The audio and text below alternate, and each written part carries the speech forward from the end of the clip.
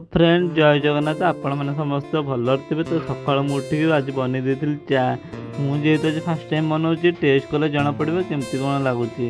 तापर चा पी सारिक आम ये आज बाहर मस्ती करूँ एम तो मुझे फास्ट कही कम अंधा ही ना। तापर घर को आसी आज ब्रेकफास्ट खाई थी भात डाली शुखा भर मत बहुत टेस्टी थी। खाई सारिक ऑफिस को मध्य बाहर जाइए तो ऑफिस काम सब सारिक घर को मध्य पलि आसती। तो घर को आसा भर प्लान है चलो चिकेन बनवा बोली तो चिकेन भी मुझे करदेली। तापर चिकेन कर सारी आम ये मो सांग मैंने खाईदे आ चिकेनटा जेहेतु मुझे करी बहुत टेस्टी थी ना तो सतर ना बहुत टेस्टी थी। तापर चिकेन खाई सारिक मुझे गोटे स्प्राइट पी देती। तापर स्प्राइट पी सारिक आम ये आसिक बासन फासन सब सफा करूँ। तो सफा कर सारापर ये आम ये गोस्ट मुवी देखीदेलु। आपण मैंने जब एमती मिनी ब्लॉग देखिए भल लगे तो लाइक कमेंट सब्सक्राइब निश्चिंत करदे रही।